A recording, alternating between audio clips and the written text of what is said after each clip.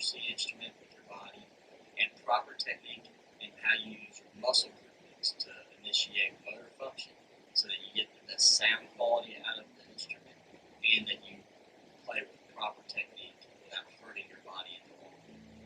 One of the first things we need to discuss when dealing with Stevens 4 mallet grip is how to hold the mallets. We're going to start with the inside mallet.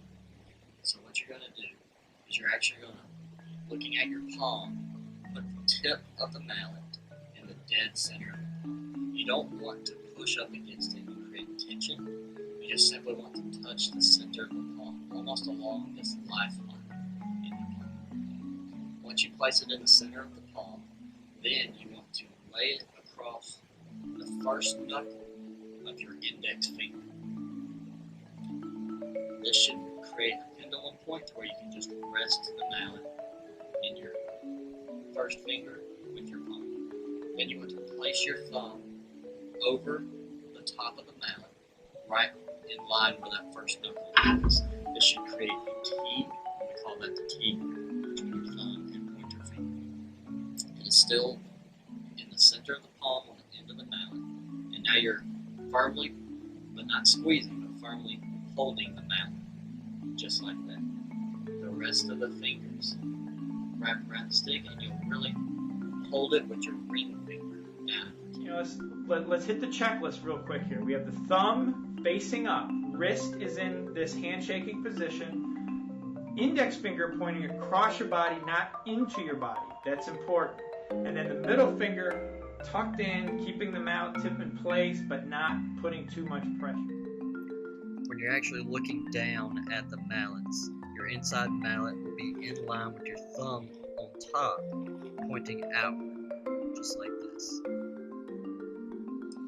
Once you have established how to hold the inside mallet and have a good grasp on that, next what you want to do is learn how to hold the outside mallet. So what we do is you're going to place the mallet in between your ring finger and pointer finger, and you're going to leave about an inch to an inch and a half hanging past the pinky.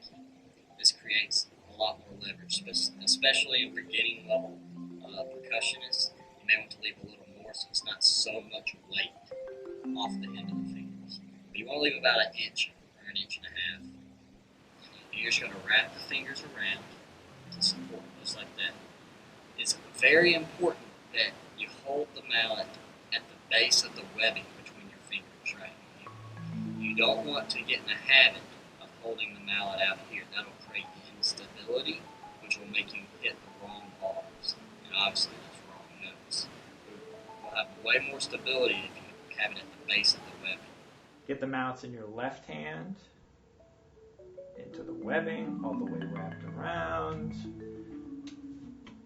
Practice putting the mallets in your hand.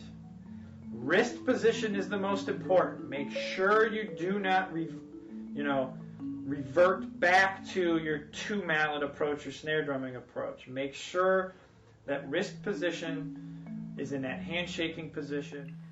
When you have the outside mallets in their proper position, you'll notice that you control them with just your pinky and ring fingers.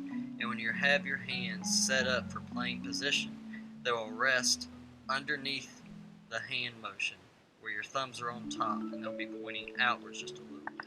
If we were to grab our inside mallets and hold them with proper technique, we'll notice that our mallets are about a fourth or a fifth apart, meaning the interval of 5 notes from C to G, C to G. Now when you're first starting out, one of the biggest problems that most beginning percussionists have with Stevens 4 mallet grip is making sure all 4 mallets are level to each other. They'll create some kind of weirdness where the outside mallets are higher up, or the inside mallets are higher up, or some weird combination of both. The goal is to have them all level to each other. So, one of the best tips you can do at the beginning stages to help a student get better at having level mallets is to just relax your hand and place the mallets on the keys. And once they're on the keys, firmly, without squeezing, just grab the mallets with proper technique and then lift them up off the keys just like that. Have them practice that over and over until this just becomes comfortable. For this lesson, I want to talk about your body in relationship to the instrument. I get a lot of questions about what's the correct height for the instrument, how far away should I stand from the instrument. So I want to cover those topics real quick for you. First thing is I always start with being as relaxed as possible. So I'll have the student just stand there. Shoulders are a major tension point. So nice and relaxed. And then I tell them just bend at your elbows. Lift those mallets up. Don't change your shoulders. Don't lift up on the shoulder.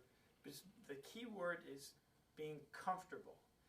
Then right there is how high you want the instrument.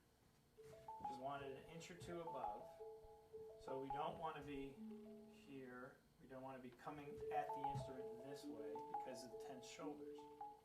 So that answers that question. Now, relationship of how far away,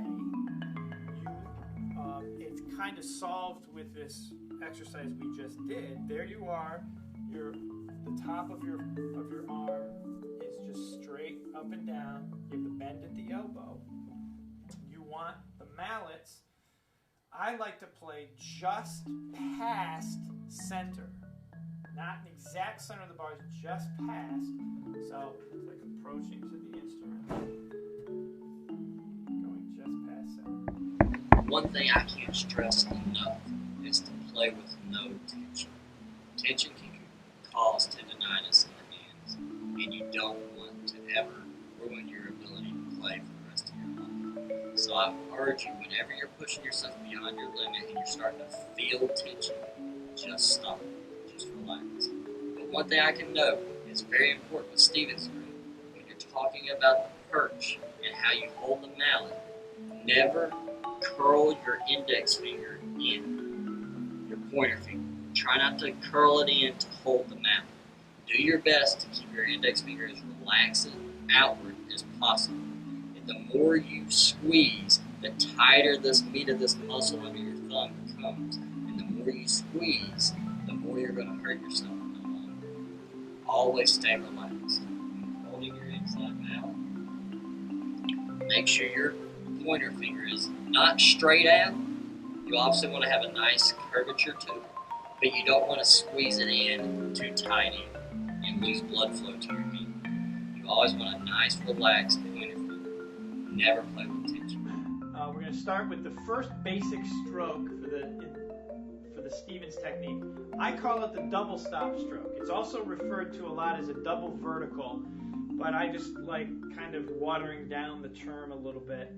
It's simply both mallets striking the instrument at the same time. And I want you to notice how I'm flexing my wrist, like this. It's not like this, which is actually the natural hinge, but it's like this. All right? And that's what we're going to utilize to produce the double stop stroke. A common chord structure exercise we use is from D flat, A flat, keeping an interval of a fifth, and we just move up chromatically to D A, E flat, B flat, E B, F and C, and then back down. Just to keep things simple. We can do that with double verticals, and we can do it with alternating.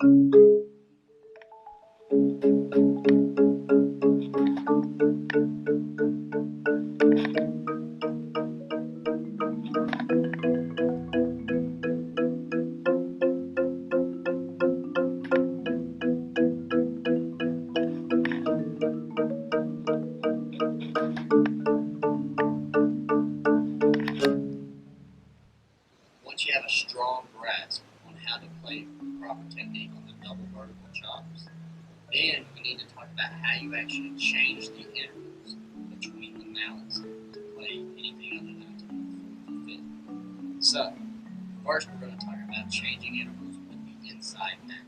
So, if you're holding the mallet with proper technique, just like we discussed, then what you'll do is simply move the index and thumb inward and outward from itself to create motion with the inside mallet.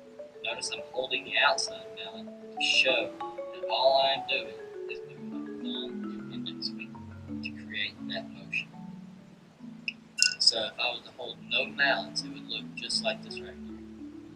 Pushing the index finger in and out, really just with the index finger, but my thumb stays in contact with it the whole time, obviously because you're holding the mallet. The exercise Give Power uses is great because it lets us focus on just shifting our inside mallet up C to F and back down to C.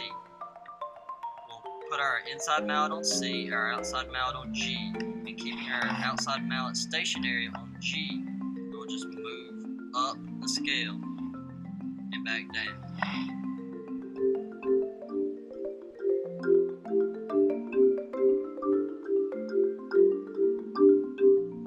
Once you finally have a strong grasp on how to move that inside mallet, let's talk about how you move the outside mallet. Interestingly enough, it's less moving the outside mallet, and still it's the same motion that we were doing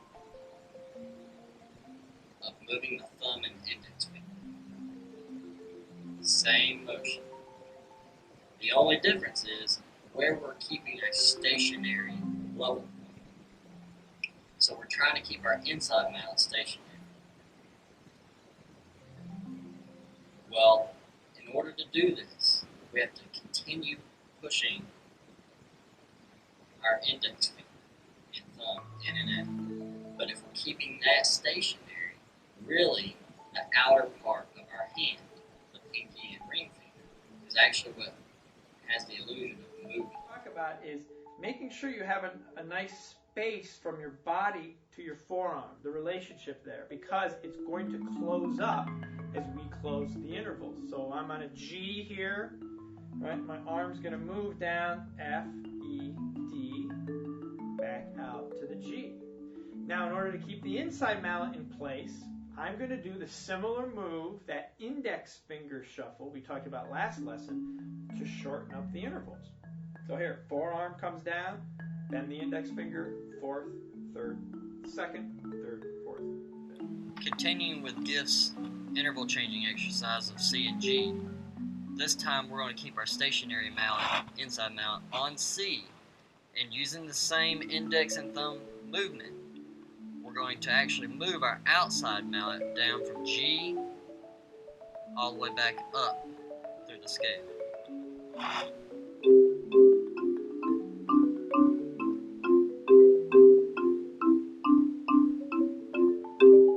Making sure that we get quality control in both hands. It's important to do everything you practice in one hand with the other, particularly from your dominant hand to your non-dominant hand, to try to create consistency.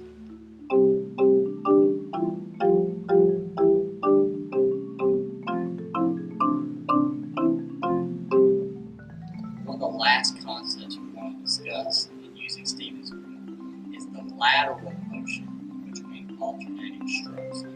We talked about double vertical chops and how the double vertical plane moves at the same time. And we talked about how to move those and change intervals using double verticals. Now we need to discuss lateral movement between the mallets.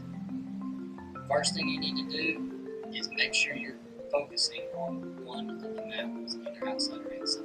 Now let's focus on the outside.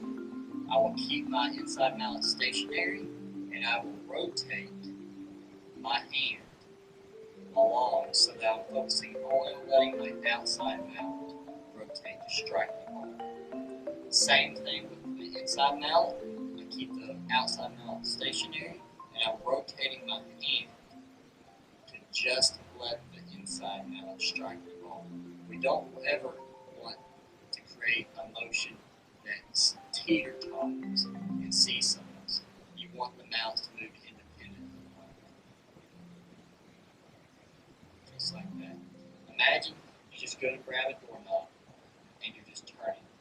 That's the wrist motion for play. But you want the mallets to only move independently. This will create